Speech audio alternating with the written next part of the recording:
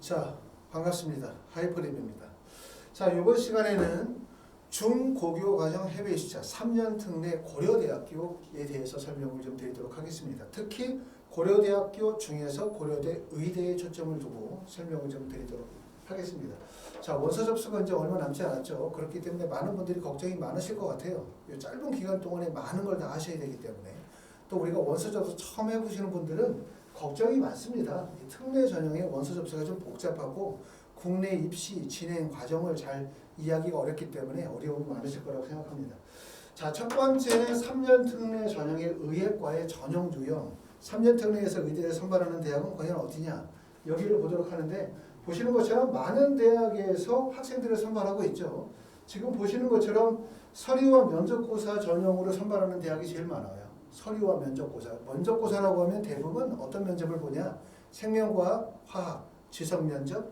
그 다음에 두 번째는 의대 MMI 면접이라고 해서 재심은 기반의 의학적 소양을 평가하는 면접. 그 다음에 세 번째 면접은 제출 서류에 대한 확인 면접. 이렇게 진행한다고 보시면 될 것 같습니다. 자, 지필고사를 보고 그 다음에 면접을 보는 학교. 대구 카톨릭대학교는 지필고사로 생명과학과 화학 지필고사를 보고요. 아주대학교, 인하대학교는 수학과 영어 지필고사를 보고 난 이후에 면접고사를 보고 있고, 건양대학교는 영어 공인어학 성적이 들어가면서 면접 지필고사를 보도록 합니다. 면접고사를 보도록 합니다. 자, 이렇게 나와져 있고요. 우리가 말씀을 드리게 되어지는 고려대학교는 서류평가 이후에 면접을 진행하는 대학이라고 말씀을 드릴 수가 있고요. 2024학년도의 의대 변경사항은 동국대학교 YG가 전형의 변화가 있었고, 을지대학교는 영어 20%가 서류 20%로 바뀌었고요. 한림대학교가 3년 특례 전형에서 의대를 올해 처음으로 선발합니다. 많은 인원이 많지는 않죠. 한 명입니다.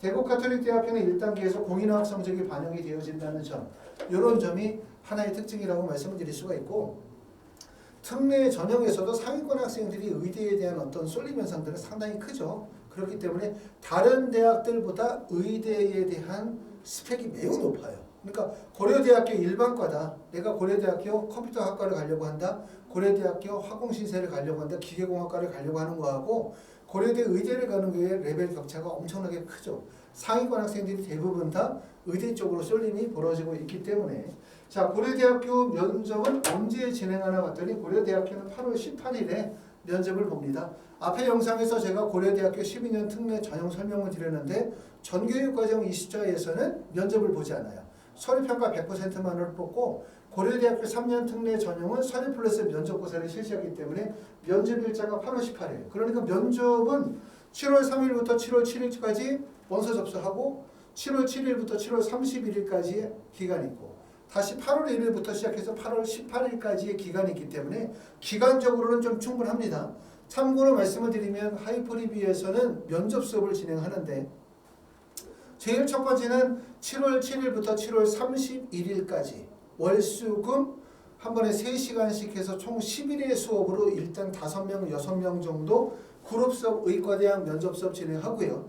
그거 끝나고 나면 8월 1일부터 8월 17일까지는 개별 면접으로 부모님들께서 원하는 횟수만큼 원하는 시간에 신청을 받아서 접수해서 신청을 하도록 합니다. 면접을.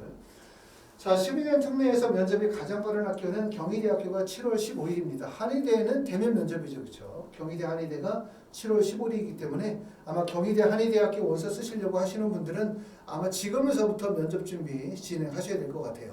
화상 면접으로 진행하거나 아니면 학원에 직접 오셔서 대면 수업으로도 가능하고, 그 다음에 가천대학교가 8월 1일부터 8월 2일까지가 면접이고, 한양대학교 의예과 8월 1일, 그 다음에 건국대학교 수의예가 8월 1일에 면접을 보도록 하고, 대부분의 상위권 대학들, 대부분의 대학들은 8월 10일 이후에 대부분 몰려있네요. 보시는 것처럼 인하대, 아주대, 순천향대, 그 다음에 건국대학교 글로컬, 고려대학교, 카톨릭대나 중앙대학교, 성균관대, 연세대학교 등이 대부분 8월 20일 중반에 있고, 가장 면접 일자가 늦은 학교는 지금 보시는 것처럼 동국대학교 YG 의예과나 한의예과가 12월 2일에 면접을 진행합니다.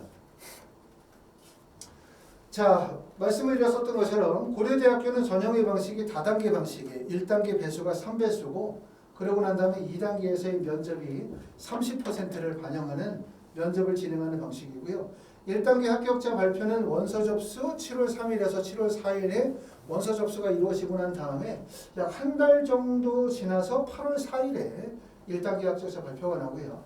1단계 합격자 발표가 나고 난 다음에 8월 18일 날 한 14일 정도 후에 면접이 진행이 되기 때문에 1단계 합격자 발표 나고 난 다음에 면접을 준비하기에는 시간이 너무 촉박하죠. 그리고 우리가 7월 7일 원서 접수 끝나고 나면 그때까지 기간이 있잖아요. 그렇기 때문에 면접 준비를 조금 더 본격적으로 하시는 게 좋을 것 같습니다. 자, 그리고 합격자 온라인 문서 등록 기간은 합격하신 분들, 그러니까 우리가 원서 접수할 때는 대부분 다 PDF 파일로 원본 서류를 내는 게 아니라 원본 서류에 대한 PDF 파일을 내게 될 텐데 원본 서류를 제출하는 시점은 12월 18일에서 12월 21일 사이에 원본 서류를 제출하도록 하고 있습니다. 고려대학교 의예과는 모집 인원이 1명이고 대략적으로 경쟁률은 약 20대 1 정도의 높은 경쟁률이고 올해도 아마 대략적으로 한 20대 1, 25대 1 정도 사이에서 경쟁률이 형성이 되어질 가능성이 높아 보입니다. 자, 고려대학교는 면접을 보긴 하지만 고려대학교 면접의 기출문제가 선행학습 영향평가에 포함이 되어져서 제시가 되어져 있지 않아요. 특히 이제 3년이나 12년 특례 전형에서 면접의 기출문제들을 선행학습 영향평가에 포함을 시켜서 대학의 입학처에 게시하는 대학도 있고 또 고려대처럼 비공개로 진행하는 학교들도 있습니다. 그래서 고려대학교는 2023년 정시 일반 전형 의과대학의 면접 기출문제를 한번 보여드리고 있습니다. 이 문제를 대충 보시면 대략적으로 어떤 문제의 형식으로 시험 문제가 출제가 될까라고 하는 거 연상이 되실 거라고 생각하고요. 자, 제시문을 1번 한번 읽어보겠습니다. 자, A는 의과대학을 졸업하고 시골 농촌 마을에서 일하기 시작한 공중보건의사다. 원인 불명의 표기 질환이 유행하여 동네 이장님과 확인해보니 마을 뒤편에 있는 화학물을 이용한 도금 공장 근처에 있는 주민들이 공동으로 사용하는 우물이 원인으로 지목되었다. 아무래도 공장 폐수의 우물물로 유입된 것으로 보여 A는 지역 보건소와 군청에 이 사실을 알렸으나 별다른 행정 조치 없고 피부 질환이 계속 유행하였다. 라고 해서 이제 하나의 지문이 나와 있고요. 그리고 질문 문항으로 당신이 의사 A라면 이 다음에 어떤 조치를 취하겠는가? 그 다음에 문항 3번에 보면 아무리 기다려도 관청의 응답이 없어서 결국 의사 A는 이장님과 둘이서 몰래 공장에서 나오는 하수를 시멘트로 막아버렸다. 의사 A의 행동에 대한 찬반 의견을 밝히고 근거를 제시하시기 바랍니다. 이런 식의 면접의 형태가 바로 MMI 면접이라고 해요. 제시문을 통해서 의학적 인성이나 딜레마의 해결 과정들을 보는 면접이라고 말씀을 드릴 수가 있습니다. 이런 면접의 유형들을 고려대에서 참고하시기 바랍니다. 자, 제출서를 한번 보도록 하겠습니다. 자, 고려대학교 제출서류는 여기 나와 있는 것처럼 온라인 입력 후 일괄 출력하여 지원자가 별도 제출할 필요가 없습니다. 원본 서류를 내는 것이 아니라 원본 서류에 대한 PDF 파일을 고려대학교 입학처에 제출하는 것이 아니라 원서 접수 대행사에 제출하는 거고요. 원서 접수 대행사는 UA 어플라이, 진학사 어플라이입니다. 이 영상을 보시고 난 다음에 UA 어플라이, 진학사 어플라이를 검색하셔가지고 UA 어플라이나 진학사 어플라이에 학생 이름으로 회원가입을 지금 하시는 게 좋을 것 같습니다. 자, 국외 학교 조사표 학력조회 동의서 학교 과정 조사서 이와 같은 서류들, 종합기록표와 같은 서류들은 미리 미리 문서들을 출력하세요. 출력하시고 난 다음에 본인들이 준비한 학생이나 부모 관련에 되어진 서류들을 출력본에다가 직접 다 수기로 입력합니다.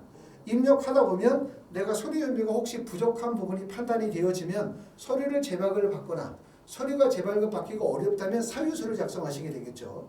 그래서 준비가 다 되시면 나중에 7월 3일에 원서 접수하실 때 우리가 작성한 내용을 바탕으로 입력하시게 되기 때문에 실수하실 일이 별로 없어요.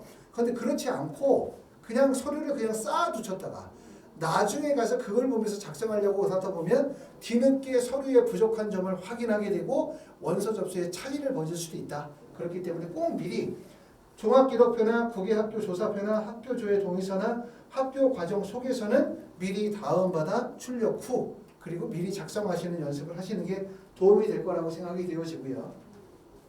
자, 초중 성적 재학증명서, 고등학교 성적 졸업증명서, 국외학교 학사 일정표 이런 서류들이 있고요. 그 다음에 가장 중요한 건 활동 증빙 목록표가 되게 중요한 거예요. 그러니까 우리가 제출하는 서류들은 첫 번째는 3년 특례 전형에 해당이 되어지는지에 대한 자격심사와 관련된 학생과 부모와 관련된 서류가 있을 거고, 두 번째는 학생의 학업적 능력을 보여주는 서류가 있죠. 결국 학업적 능력과 학과적 적합성을 보여줄 수 있는 바로 서류가 활동증빙 목록표, 활동증빙 서류에 들어가는 거고, 더군다나 올해는 자기소개서가 폐지가 되어졌기 때문에 활동증빙 목록표와 활동증빙 서류를 준비하는 과정이 매우 중요하다, 이렇게 말씀을 드릴 수 있습니다.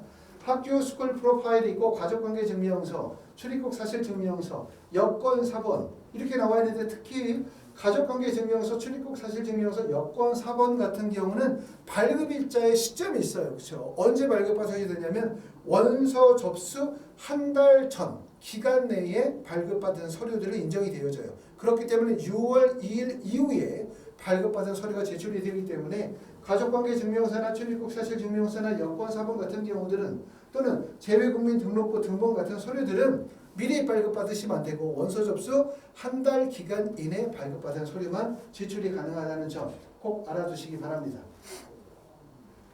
자, 기타 활동 증빙 서류 목록표, 이거 정말 중요하죠. 항상 말씀을 드리지만 대학들마다 서류의 항목도 다르고 글자 수도 다르고 내용도 다르고, 그렇기 때문에 사실 이거 잘 써야 돼요, 정말. 그리고 이 내용에서 본인의 활동의 우수성과 본인이 가지고 있는 학과적 적합성을 보이죠. 학과적 적합성.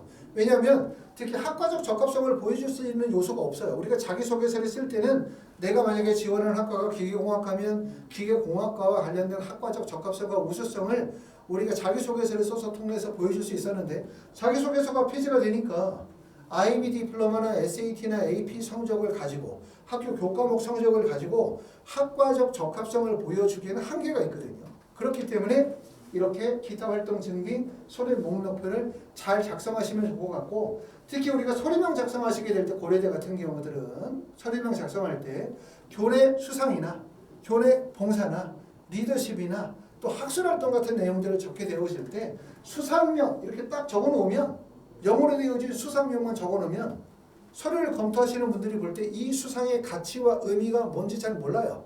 그렇기 때문에 반드시 여기다가 서류명을 위에다 적고 하단에다 글자수 20자에서 한 30자 정도로 해서 이 서류가 가지고 있는 가치, 의미, 중요성에 대한 것을 간략하게 기술해서 검토하시는 분이, 아, 얘가 이런 수상을 받았구나. 근데 이 수상은 이런 의미가 있구나. 이 수상이 이런 가치가 있구나. 얘가 여기서 봉사활동했구나. 아, 봉사활동에서 무슨 활동을 했구나. 이 활동이 어떤 의미가 있구나. 리더십을 했구나. 어떤 리더십이고 어떤 활동이고 리더십에서 어떤 역할을 했구나. 이런 부분들을 파악할 수 있도록 작성하시는 거 매우 중요하다, 이렇게 말씀을 드리고 싶습니다. 자, 말씀을 드렸던 것처럼 특례 전형, 특히 3년 특례 전형 같은 경우들은 지금까지 쭉 공부해 오면서 본인의 학력 지표를 쌓아오는 과정, 또 학생 부모와 관련된 서류들을 잘 준비하는 과정, 여기까지가 지금 진행이 된 거예요. 그럼 이후의 과정은 뭐가 중요하냐면 나의 학력 지표와 학업적 우수성, 학과적 적합성을 고려해서 대학 내의 학과를 어떻게 선정할 것이냐, 전략적으로 어떤 학과를 선택할 것이냐, 학과 선택이 정말 중요하죠. 왜냐하면 한 학과에서 그냥 마음대로 모든 학생들을 뽑는 게 아니라 지원한 학생들 중에서 우수한 학생만을 선발하기 때문에 학과 선택이 되어야만 합격을 하는 거예요.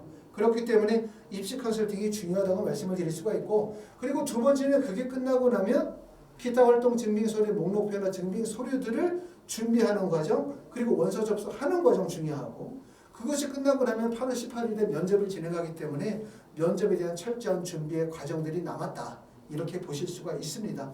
자, 입시가 어떻게 보면 이제 끝났다, 이게 아니라 사실 지금서부터 중요한 과정의 시작이다, 이렇게 말씀을 드릴 수 있을 것 같아요. 자, 이번 시간에는 고려대학교 중고교과정 3년 특례 전형에 대해서 설명을 드렸습니다. 다음 시간에 또 뵙도록 하겠습니다. 고맙습니다.